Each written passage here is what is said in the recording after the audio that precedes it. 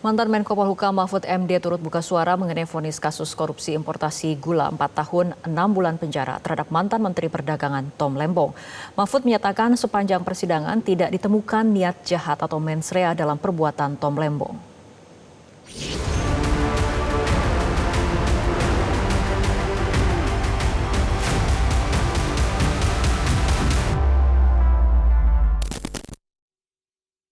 Sejumlah pihak bereaksi atas vonis kasus korupsi importasi gula 4 tahun 6 bulan penjara terhadap mantan Menteri Perdagangan Thomas Trikasih Lembong.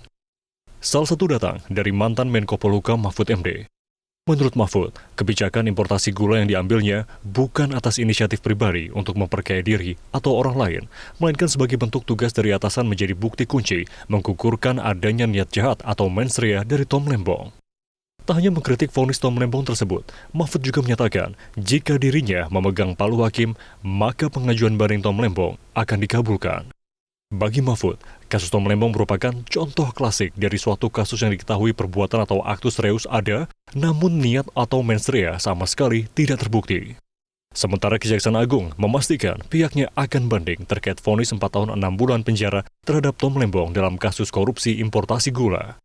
Kejagung menyoroti soal perbedaan jumlah kerugian negara yang hanya 180 miliar rupiah.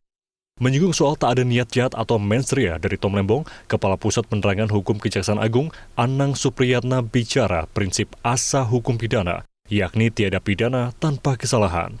Yang kedua juga terkait dengan pengajuan dari upaya hukum banding yang dilakukan oleh tim kuasa hukum dari Pak terdakwa. Itu merupakan hak dan dijamin oleh undang-undang.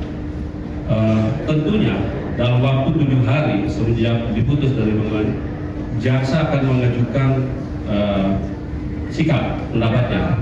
Dan saya pastikan jaksa dalam waktu dekat akan segera mengajukan banding juga. Saya pastikan.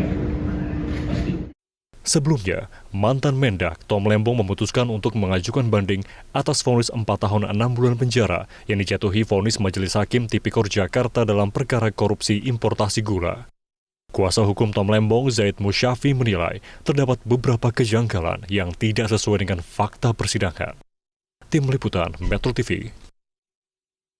Pertama yang paling penting adalah Majelis Hukum tidak menyatakan adanya niat jahat dari saya.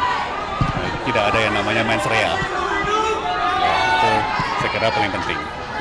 Dan dari awal, bahkan dari saat dakwaan sampai tuntutan, sampai putusan majelis, tidak pernah menyatakan ada niat jahat. Tidak pernah ada mens rea. Yang mereka vonis adalah tuduhan bahwa saya melanggar aturan. Itu satu. Kedua, yang sedikit, bukan sedikit ya, lebih dari sedikit janggal atau aneh bagi saya sih ya, majelis mengesampingkan wewenang saya sebagai Menteri Perdagangan. Jelajahi cara baru mendapatkan informasi. Download Metro TV Extend sekarang.